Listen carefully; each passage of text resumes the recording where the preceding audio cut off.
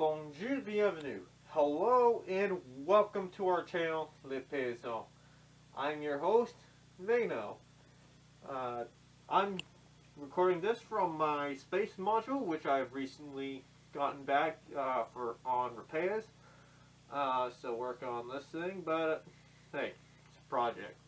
So anyhow, today's topic will be Projekt Melodys Twitch ban. I'm sure many have already made videos about it, since Projekt Melody is quite a popular YouTuber, or VTuber I should say.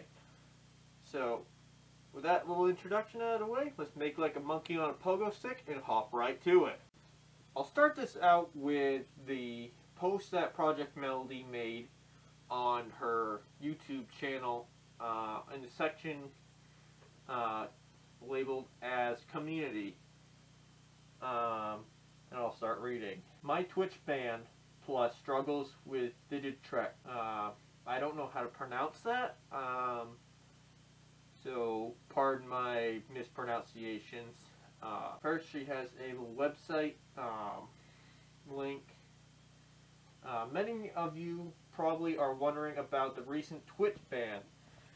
So I wanted to share some context about my Twitch ban since it relates to an issue I've been dealing with in the last several months. A 3D modeler, Digitrevex, filed DMCA takedowns on all my VODs, claiming he owns the copyright to my body. He had also been posting about this on Twitter for weeks as well. But since I try to avoid drama, I've ignored it. In parentheses, it's been hard. Given that he is now trying to get me deplatformed, he has escalated the issue, and now I have to make a response publicly, which includes providing all the relevant receipts. First, here is the DMCA takedown showing that Digi filed it. She has a link on this top of this next paragraph. Second, here is the invoice he sent me. Sections are blacked out to protect private info. The price quote was $5,000 for my entire body and design. Next to that, you will see my PayPal invoices paid to him for the exact amount. To make sure we were in agreement regarding my ownership of the IP, I messaged him about it beforehand, and he agreed that I would own all of the IP, not him. That message is also included below. She has that the link at the top of this next paragraph. At some point, he asked if I would be interested in a partnership deal with his company, Giga Music Group. I was interested in hearing about the deal, but at the point, I hadn't agreed to anything, only that I'd like to hear what they had to offer. Over the next few months, he still continued to help me with things, but refused compensation for it. Even though I offered to pay him often, he said it wasn't a big deal each time. Here are some examples. She has a link to that. Around May, Giga Music Group finally sent me their proposed offer. They wanted $40,000 a month for their services. Because I was advised by others in the industry to not take the deal, given that it was grossly inflated and offered unnecessary services, I opted to work with another company. He then started claiming that because of the work he had already done, that I was expected to work with them. I told him he should have let me know that, since I would have insisted I either pay him or not have him do the work at all. Even though I would never agree to a contract when I have no idea what the terms of it are, I did offer to pay him for all the work that he felt wasn't compensated for. This included telling him to send me a reasonable invoice and I'd pay it, shown above. Instead, he decided to DM me, to insult me, and call me unprofessional. This was 6 months ago, and he still continues to say I haven't paid him and has yet to send me. Once there was that falling out, I didn't hear from Digi for several months, and I thought that was the end of it. He went on to launch YFU, and I was glad he was off doing his own thing. Then in August, he wrote to me again, insisting that I needed to follow and interact with YFU, his company's idol project character, because I owned him. I owed him. I told him that because our working relationship ended so poorly, I didn't feel comfortable interacting with his new project. But I wished him the best luck. He did not take that well. Again, insisted that I owed him for the work he did, and vaguely threatened to talk to VICE because I don't seem to understand him. Finally, he offered to drop all of it, stop claiming that I never paid him, and leave me alone if I boosted YFU. I was very upset, but in the interest of getting it all behind and being done with him, I swallowed my pride and agreed. This was on the condition that 1. He leave me alone, and 2. Sign a document making it clear that I own everything he kept claiming that I didn't, although I had the invoice and text confirmations. It was more for making it clear to him. I wanted this done and over with, so I could focus on streaming and making content and all of the time consuming project. I still have in the works. She has another link at the top of this paragraph. A few days later, I offered that he responded telling me it was a terrible offer for him to sign a document saying the extra things he made me were mine, despite them being gifts in exchange for interacting with his new project. He then demanded $45,000 along with 25% of merch sales, even though by this point I had stopped using all the assets he made. Although I owned them, they were reminders of the leverage he thought he had over me.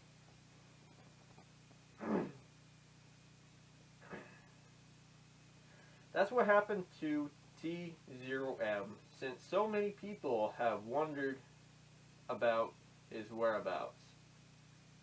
After this message, I stopped responding to Digi. He was rude, insulting, and I was done with his harassment. He still continued to publicly slander me. and Discord daily. Even today, he hasn't stopped. I finally blocked him after he kept saying things about me. And now he has resorted to trying to deplatform me, and starting with Twitch. I didn't want to be involved in drama. I want to continue streaming and having fun with my friends and community. I'm lucky enough to have a career I absolutely love with supportive and redonkulous friends. And he is trying to take all of that away, even though I paid him for my body. That's what the DMCA claim is for, by the way. Not the T0MS. Not one of my CB toys. Not music. Not for being too explicit. I've been good on Twitch. But no, because Digi thinks he owns me. He thinks this even after I paid him for it. As you can see in those invoices, even though back on December 5th, 2019 at 3:42 p.m. he agreed that I own the IPs, he's just the character designer modeler. That's what he's copyright striking me on. I'm really sorry I kept this from all of you for so long. I've been dealing with it for months, and it's given me endless stress, which made me cancel streams some days because I was too shaky from the anxiety. I never want to hide things from you guys, and I try to be transparent unless it's a cool thing I want to announce. But in this situation, I kept expecting it to resolve itself, since the initial claim had no merit. It was also kind of embarrassing, since I didn't want to announce to the world, hey, someone I hired to make something for me is harassing me and demanding more money. I am not looking for more drama. I just want him to leave me alone so I can focus on my channel and community and save my stress for the cool projects I'll continue to do in the future and probably can't handle on my own.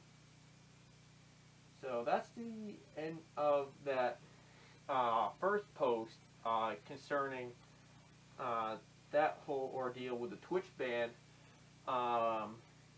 As you can probably take a flying gander at this, it is a long post. It is, I will say, with my rough reading, isn't very easy. But it sounds like not a very pretty situation. But she has another post up, which is very short. It says, "I'm back," and she has a link to her Twitch. I will say, I'm kind of glad she's got her Twitch back up and running. As far as this Digi guy, my thoughts on him, leave Projekt Melody alone. Like, if everything she says is true, and she's got the links to prove it, this Digi guy has no business, saying all this stuff about her. She's just another VTuber trying to make her way in the interweb. Everyone has their right, as long as they're following proper guidelines, to do what they want. She paid for the services by the looks of these links that she has posted on this, has on this post. So just let her be in peace. Stop causing an issue, and then everything will be perfectly fine. My personal opinion, and no one else's, I think this guy did this work not expecting Project Melody would grow to such large amounts, and now he wants a piece of the action back because he feels like he screwed up. And chances are he's probably losing a lot of money because he sold the copyrights. So that's what it's kind of sounding like, and really that's a real sucky move right there, bud. So that's kind of my thought on this whole situation. It's not a very pretty situation, I'll say that. Also, Project Melody has very many subscribers, so is she really a force this DigiGuy wants to mess with how many thousands, if not millions of subscribers she has?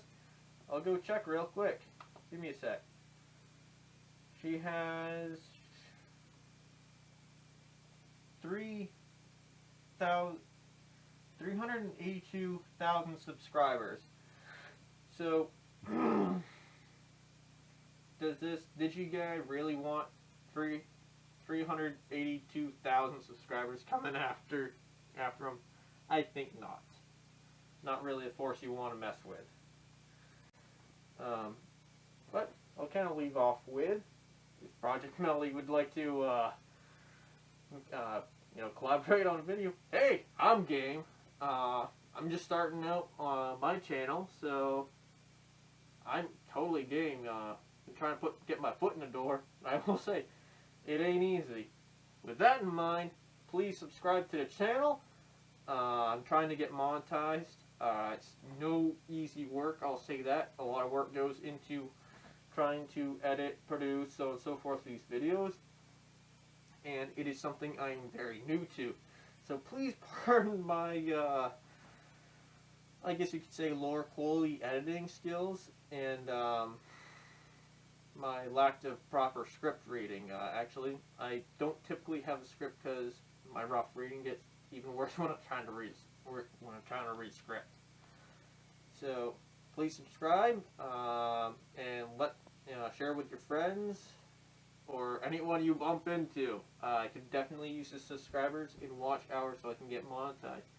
Alright, watch out for foaming squirrels, and also watch out for that bat that was just smacked into my door.